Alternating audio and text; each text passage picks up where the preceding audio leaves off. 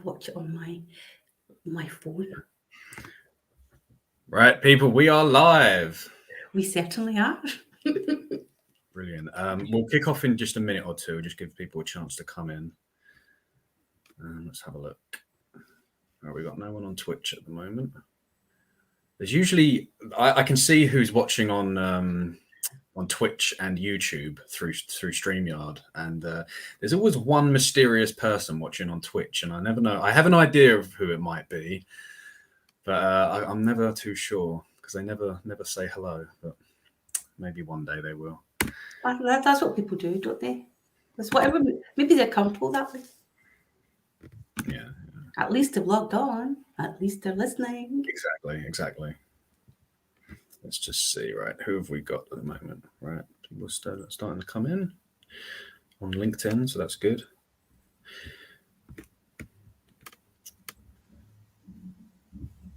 We will kick off in a sec because I know we've got a hard 5 to 1.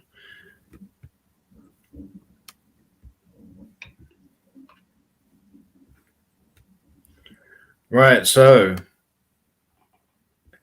who's in so far? Say hello. There we go, Emma. Hi, Emma. Oh, Emma. Beautiful Emma. Hello, Emma. I love her picture. So dreamy. Take a look, profile picture. It's lovely. Brilliant. There we go. People starting to come in. Excellent. Okay. Cool. Right, let's kick off. So, welcome everybody. This is going to be a good one today. I am very excited, as I know my guest is as well. Yeah, no pressure. So this is another MX5 Sales Machine LinkedIn live event. We are streaming through LinkedIn, through Twitch, and through YouTube. So if any of you have any issues, great. Appreciate the comments, people. Oh. Hi, Linda. Hi, Linda. And George, great to see you here. So if anybody has any issues with the stream, because I know LinkedIn can be a little bit temperamental with things lagging, hopefully you can see this in the chat. I'm not sure actually. Bear with me.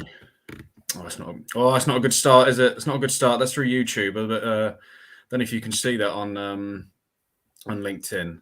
Either way, we're on YouTube, we're on Twitch. Find the links if you need to. So what are we on? Week 4, I think, of this live series. And this week, the theme has been medium, as in the medium through which you sell, you promote your business and communicate with the market, the potential clients. And I thought, what's a really powerful medium for growing your business? Well, business networking, of course. And who is my go-to person for all things business networking? Well, it's the only Farah Hussain. So this is our wonderful guest today. How you doing, Farah? I'm good. Thank you very much for having me, Mark. I've been excited. No, really excited. Yeah. I do this all the time, right, with different stuff. But having a host like you is exciting. Thank you. Appreciate that. Thank you. You're right here. So do you want to maybe just for those of you that don't know you too well, just say a bit about yourself, what you do and so on? Oh, where do I start? I do so much. Okay, we'll talk about business networking. I run online networking events, and I take the faff out of networking, and I make networking fun. And it's for those people who don't really like to pitch, but just have solid relationships. So I'm a networking and accountability coach. I show you how to create visibility and network, not just on LinkedIn, but what happens behind the scenes of networking as well. I love it. Brilliant.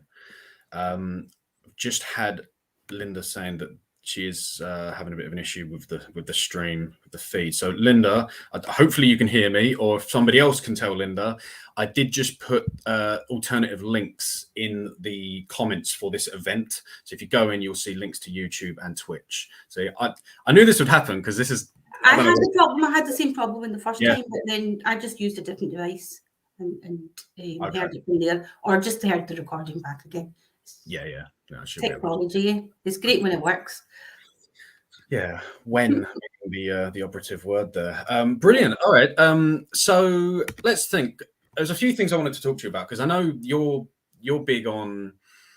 I don't know. I like your approach. I like how you organize Farah networking and just the way you talk. I love your TikToks. Everything that you do, I just feel is really authentic, and there's an energy behind what you do. The enthusiasm. I know you talk about passion as well. Really broad question here. Talk to me about the power of passion, of enthusiasm in, as it pertains to business, to life in general. I know you've got loads to say about that. So what do you think? Right. Okay, Mark. But you know what? At the end of the day, if you love what you do, right, it doesn't matter who you speak to. It doesn't matter what social media platform you go to. It doesn't matter where you are. It doesn't matter who talks to you.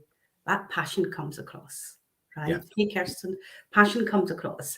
And it's so, so important. And this is what I always say is like COVID has given us a great opportunity to stop, pause, and reflect on what we're doing. Now, since COVID, things have changed, businesses have changed. We do things in a different way. And now it's more about people. It's about the face behind the brand. Yeah. And people want to see authenticity. People are craving authenticity. I want to see that as well. Don't want to see all these huge organizations. All they're doing is paying for this advertising and we don't know what they're doing behind the scenes. But if you follow someone and you see how they work, and then we have that old cliche, people by people. Yeah, and it kind of plays into the title of this event, right? Behind the scenes of networking, of business in general, right? I think it's good to let people just peek behind the curtain a little bit, because it's more relatable, isn't it? And if you can combine that with the passion, the energy, and all that good stuff, then it's more impactful for sure. So how does this? So let's go a layer deeper, right? We're talking quite high level here, conceptual. So how does this play out in a tactical, hands-on sense? So let's say, for example, you're in a networking group or you're talking to a potential client or putting yourself out there on, in this case, LinkedIn, for example.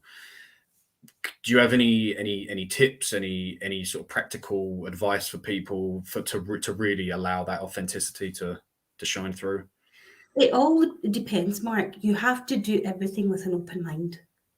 If you have the mindset of going into a networking event or doing whatever you're speaking to a potential client, but if you have the mindset of I need to sell, he or she needs to buy from me, then it's not going to work.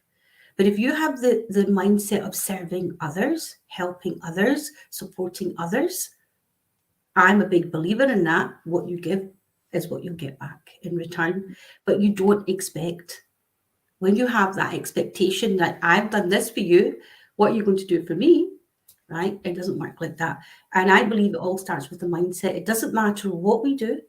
It doesn't matter what we want to achieve in life. It's this. And if we don't get this bit right, that's the basics, then it doesn't matter what you do. Whatever foundations that you put across, like if it's not solid, it'll be like a jelly effect. It'll always wobble. But the base is mindset. Well, and it's your expectations, isn't it? You kind of alluded to it there. I think you have to temper your expectations in everything you do in business. And this has been a learning experience for me, for sure. Going solo last year and coming into Farah Network and into your group was basically my first experience, really, with a couple of exceptions over the years, my first experience of business networking. And it was, especially coming from a sales background. Of course, if I'm going to meet with someone, it's to get straight into the meat of it, right? Is there a deal there? Is there an opportunity there? But it's very different. And I think I now had to quickly shift my thinking for networking, for how I conduct myself on LinkedIn, how I'm nurturing relationships with people now. And I would say several months down the line, it is definitely starting to pay dividends. So yeah, I suppose this is me just sharing my experience rather than asking you a question. No, but remember the first conversation that we had when we had a one-to-one and we had the first conversation, your conversation was all about sales, and I kind of told you off and I said, like, Mark, it doesn't work like that. Do you remember that? Yeah. Like, oh, I'm giving you something away, telling you off. It's so valuable, it really has been, because like you say, over the last couple of years, I think there has been a shift in the way that we sell. Now, different markets are different at different levels. So like selling to a sole trader versus a big enterprise a corporate client is different. But yeah, I think we can overemphasize relationship, but I think, yeah, you can't just rush in to things, even down to like LinkedIn content. You can't just be putting out every single day, because people just switch off. So yeah, going back to the passion thing, do you think that to a certain extent that if you're showing up, if you're showing that authenticity, that passion, and letting people peek behind the curtain a little bit, it takes time, but it kind of sells itself over time, don't you think? Everything's a process. Everything we do is a process. So if we follow the process and start building those relationships, because sometimes when you go into a networking group or a networking event, people are looking for shortcuts, looking for instant results. Absolutely. It doesn't work like that. And I always use the analogy of the gym, because you can't go to the gym and have a six-pack and build up muscles. And I go to the gym every single day, but I do it for different reasons. Right? It might not be for weight loss, but it's for my mindset. It keeps me healthy, and that's why I go. But like networking or anything that we do, everything is a process, and we need to trust the process. As I read a book, and I can't remember what somebody said. It was an analogy was that somebody was digging, and they were just like 2 feet away to get the gold, but then he gave up, and then somebody else came up and just dug and found another way to do it, and they found the gold. That's basically what it is. People give up so quickly because people look for shortcuts. And if they see a shiny object or they see something else that's going on, they will run to that, and they forget that all the work that they've been doing, it doesn't work anymore. Yeah. It's not quite the same, but you reminded me of the acres of diamonds. Yeah, that's one. Yeah. Well, it's not. I don't know. Is that quite? It's not quite the same thing, is it? But yeah, it's a similar sort of thing where it's. Well, perhaps I'll let you explain it. You can't give up. Come on, Mark. You've got to have the ability to think. Right, you can't. I'm not saying that you've got to keep going. You can't be delusional. You can't be. You've got to be realistic, right? If something's not working, find out why it's not working. Maybe it's just that one little thing that you need to tweak, and it'll be fine. But you need to find out the why. If you can find out the why, then you can move on. But if you're just like delusional, think I'm going to do this and I'm going to do this and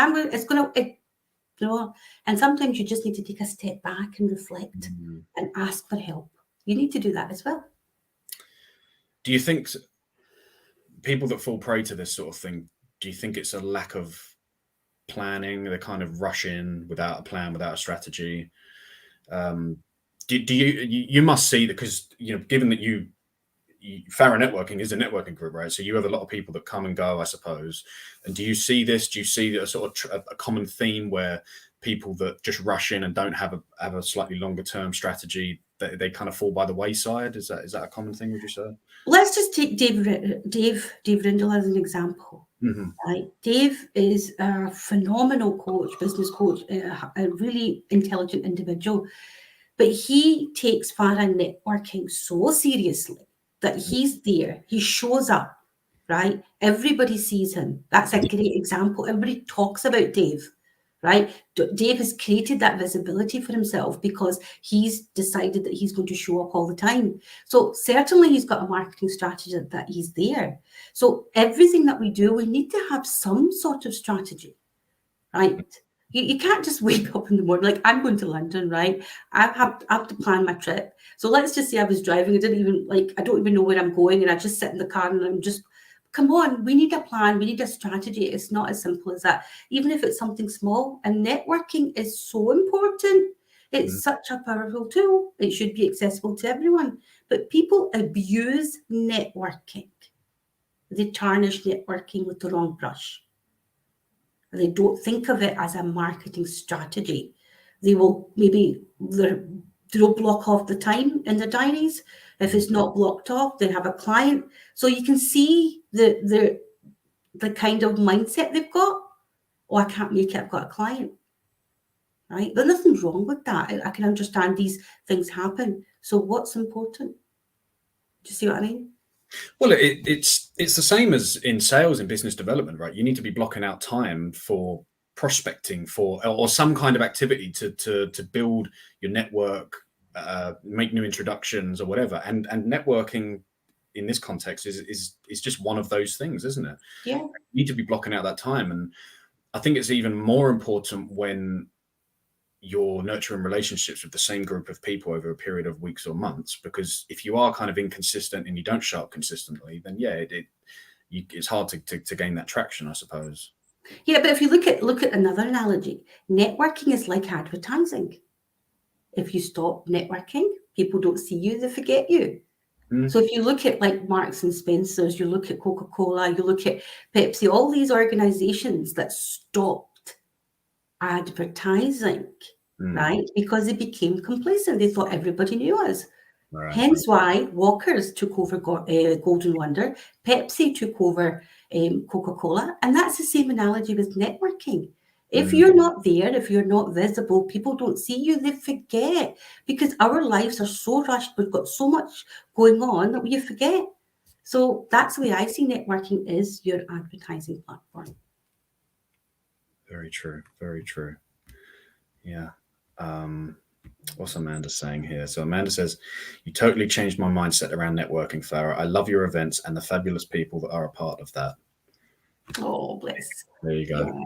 It is important. It is really important when you are hosting networking events that you bring in the right type of people. If I feel someone is not right, I'm not saying they're bad people, but it's just a mindset thing. If I don't think they've got the right mindset to be a part of this group, then I'll say, I'm sorry, it's not for you. Because there's different networking events. Everybody can go different ones, groups, and depending on the people that you want to meet. My members are important to me. I have to protect them. Hence why we have to bring in the right people.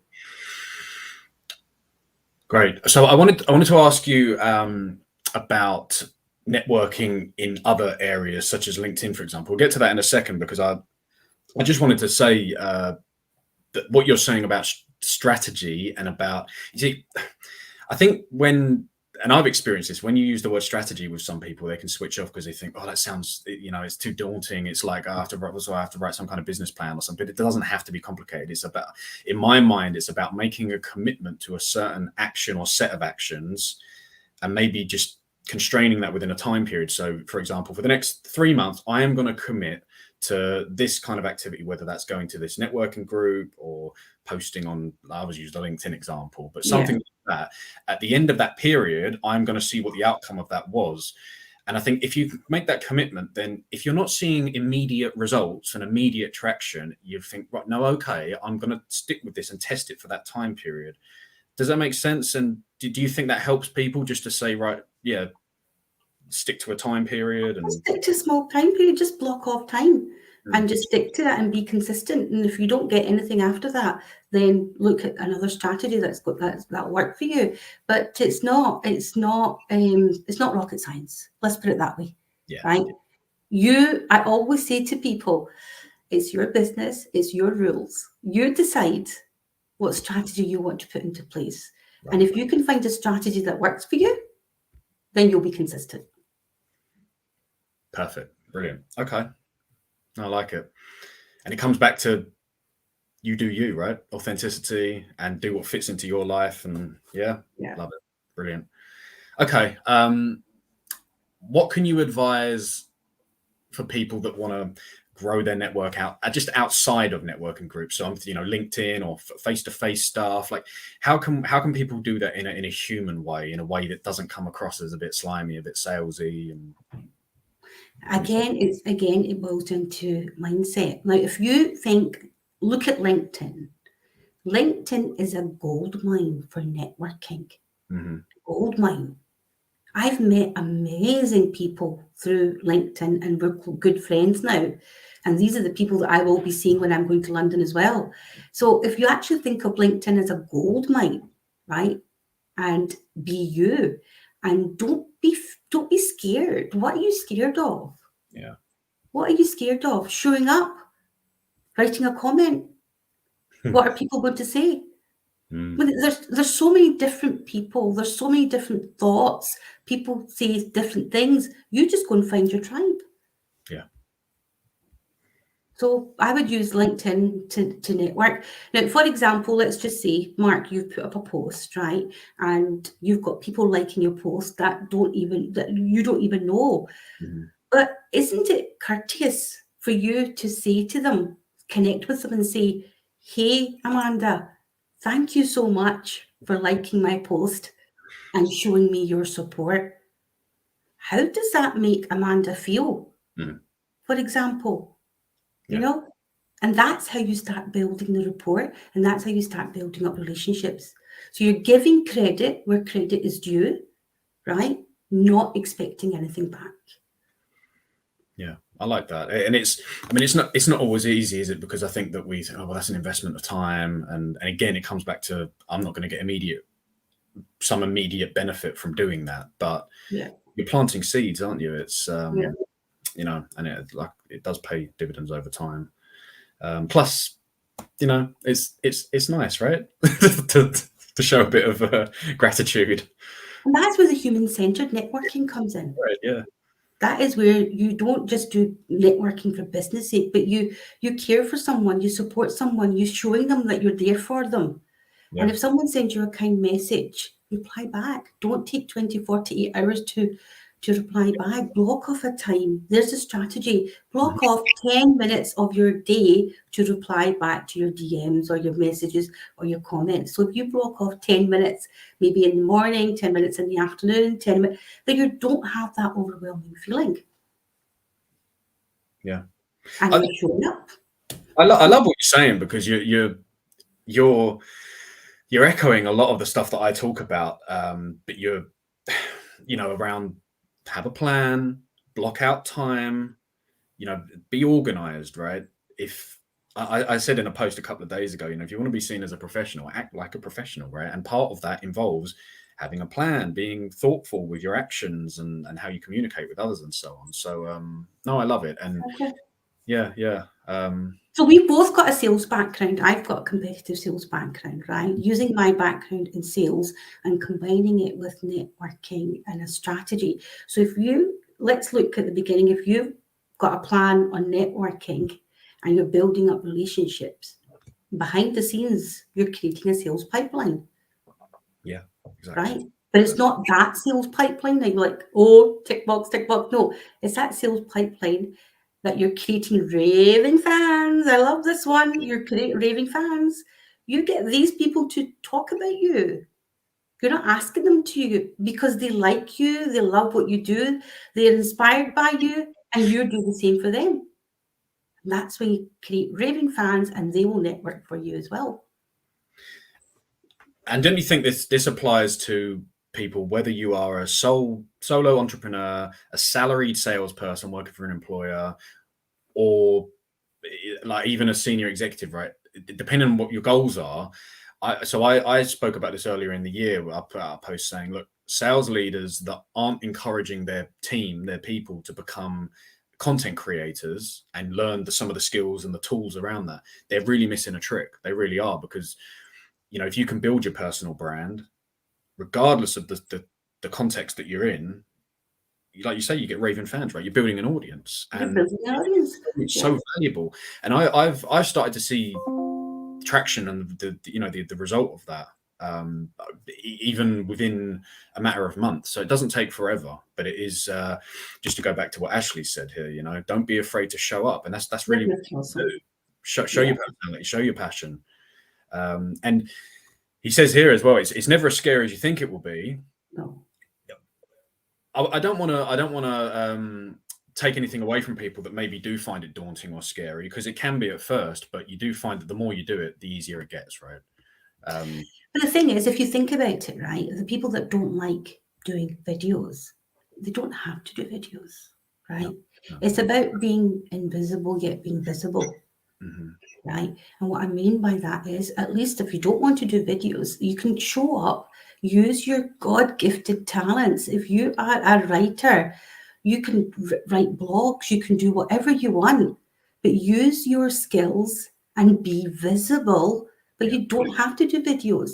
But when you grow your confidence and you build it, you work on yourself, then videos will fall into place. I did not even have a profile picture on LinkedIn. Can you believe that? I didn't have that.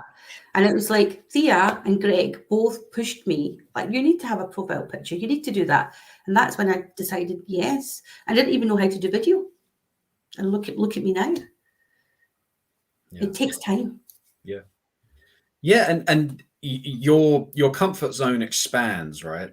You should be willing to step out of it, but what you find comfortable does gradually grow. Because and it's the same for me. I never considered doing video. I certainly didn't consider doing live streams like this. Heck, you know, when I first kicked off, and so it seems like you know we can both relate on that sense. Yeah. So does anybody have any questions for Farah? I know we've got a hard stop at 12:55. We've got about 10-15 minutes. So if anybody's got any questions, any comments, do fire them into the chat. And while we're waiting for that, Farah, is there anything that you're particularly working on at the moment? Something you'd like to promote? Anything else you'd like to talk about? When I think about it, when I first started networking, there wasn't many of me, and I've said this to you before, women with colour, Muslim women wearing a headscarf, right? So yes, I've opened up Farah Networking, but under Farah Networking, we will be building a platform for women of colour, South Asian women, a safe place where they can come and network and build their confidence. So that will be happening after Ramadan. So we're in works at the moment, and it's exciting.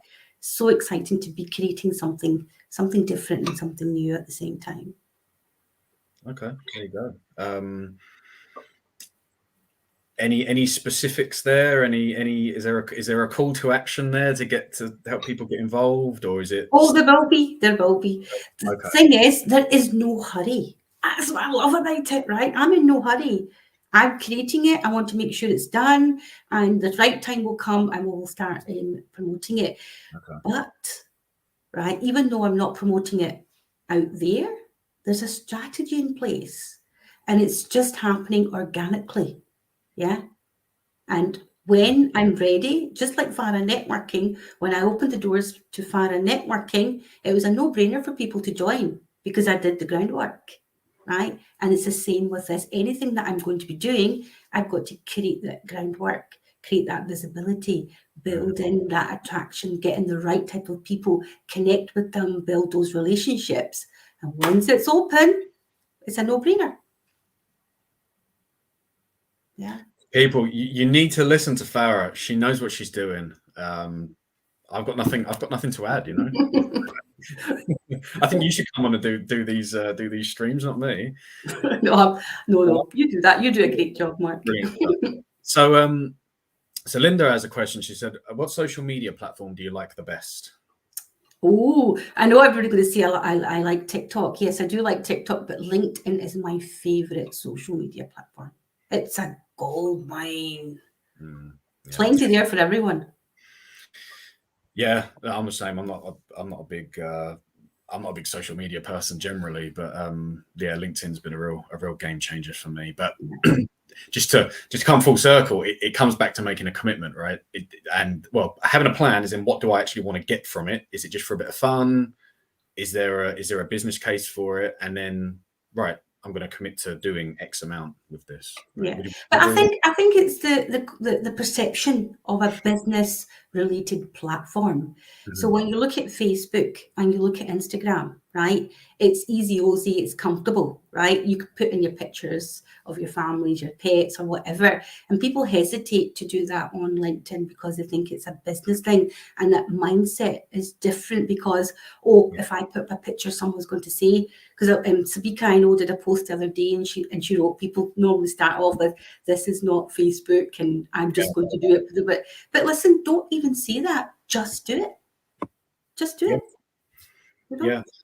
This came up when Ashley Griffiths, Ashley, Ashley, I'm sorry, I'm butchering the name. Griffiths, there we go.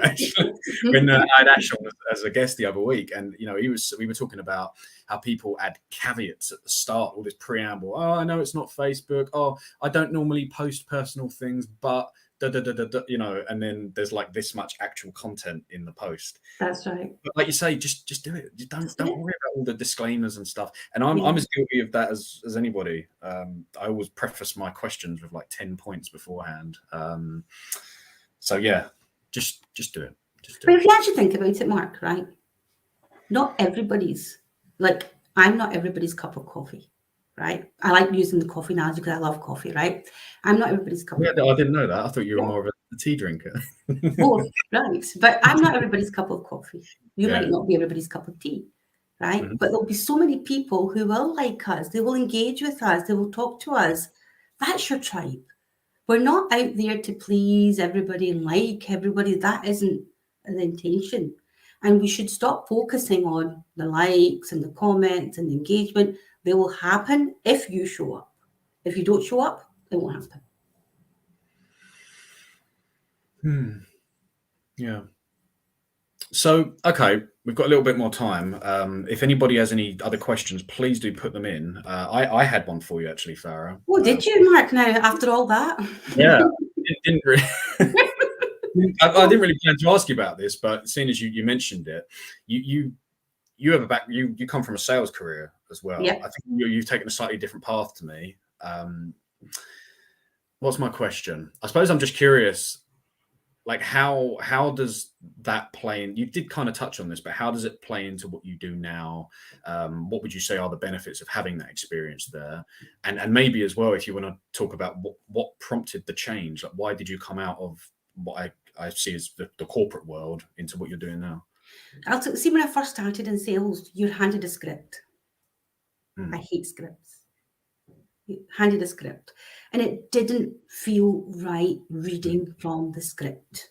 I get it that there's some things that we have to tell our customers and clients. We have to do that, right?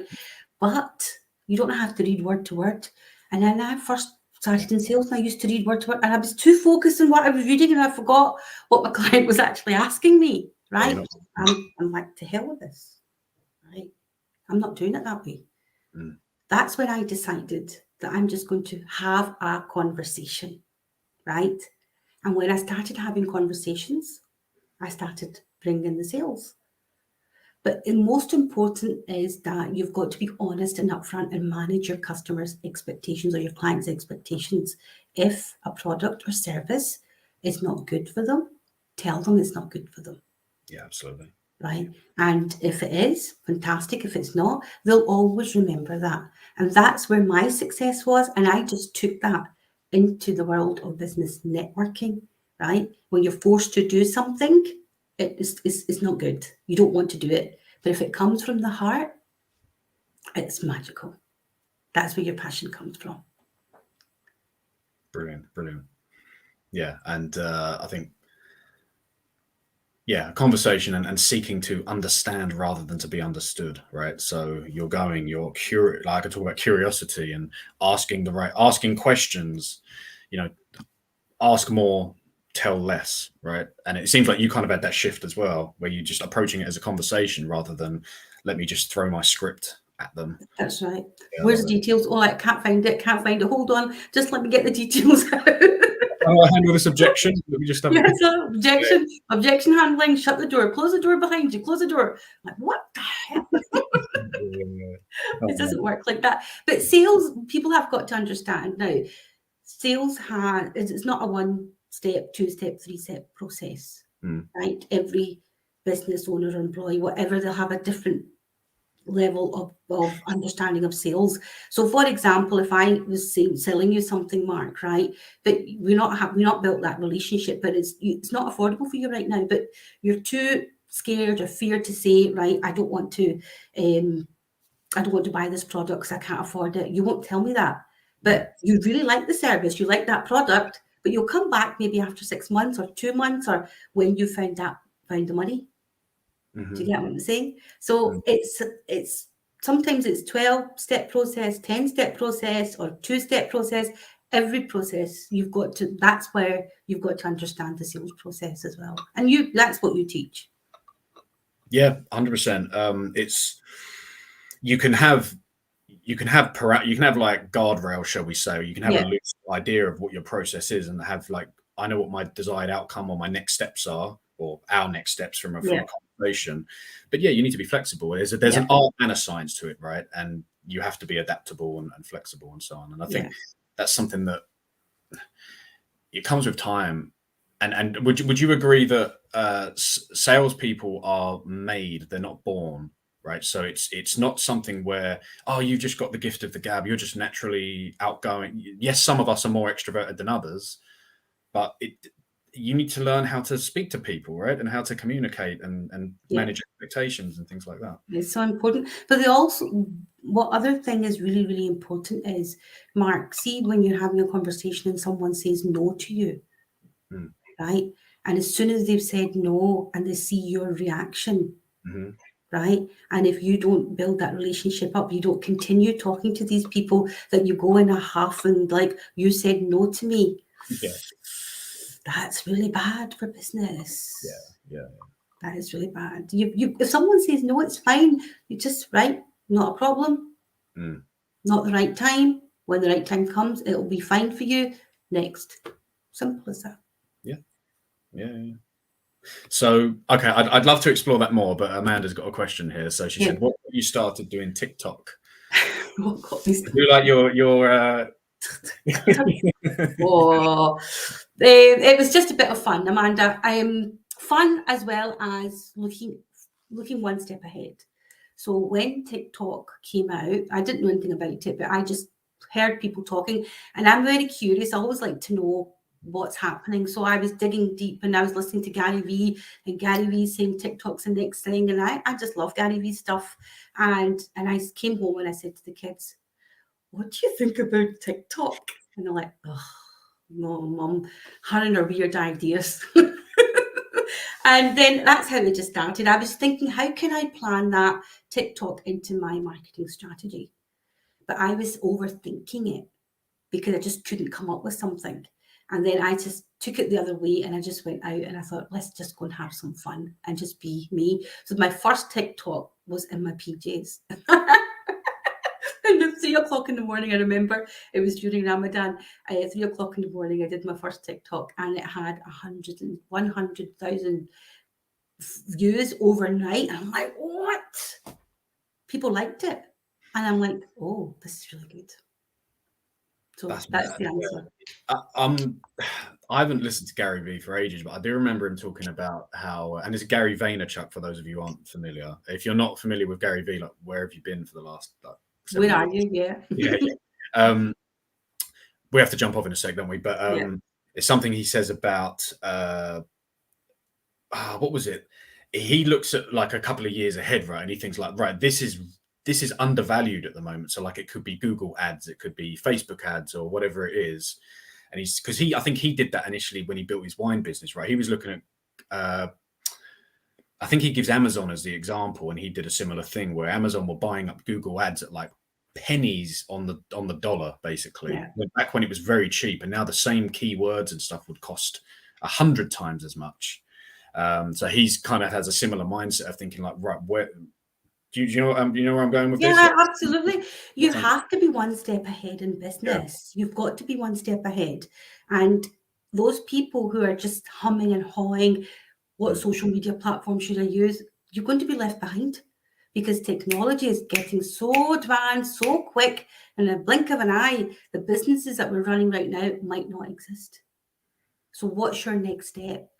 How are you going to improve yourself? How are you going to learn? So you've got to be one step ahead. And hence that's why I was thinking about TikTok at that time. And now me thinking about it now, it's like everybody kind of knows about TikTok. At that time, hardly anybody knew. Yeah. If you want to do what people are doing right now, you're already behind the curve, aren't you? Yeah. Because the real innovators are already off here trailblazing for the next thing, right? So yeah, interesting. But you have to balance that out with not chasing after the next shiny thing. No, right? no. You don't have to. I mean, Yeah. listen, fine example. Gary Vee talks about NFT. Didn't know what it was. Did a little bit of research. Spoke to a few people. Everybody was talking about Bitcoin. I wish I had joined it 5 years ago, but I never got the right person. Dunia is absolutely amazing at explaining about this, and it's a great second income. I've invested in Bitcoin. When it's 5 years, I've said, beat it. I'm not interested. I haven't a clue what's going on. Yeah. But it's just what it is. It's just, you've got to investigate. If it's not for you, let it go. If it's for you, jump on it. Right, we are out of time, unfortunately, people. So, Farah, look, thank you so much. Really quickly, where can people find you if they want to connect with you? Everywhere. Instagram, TikTok, LinkedIn. Just type my name, Farah Networking, on Google, and you'll find me. Brilliant. All right, thanks for that. All right, thanks, guys. Really appreciate all the comments, all the questions. Been a busy one today. We have a very popular guest by the looks of things, so that's excellent. Thank you. Thank you. So, what are we doing next week? So next week we've got a couple of sessions coming up. We're out of time, so you'll see the announcements on LinkedIn. So connect with me as well. LinkedIn's the place to be for that. And thanks, everyone. Thank you, everyone. I love you all. Appreciate you. Take care. Bye-bye. Bye-bye. Bye-bye.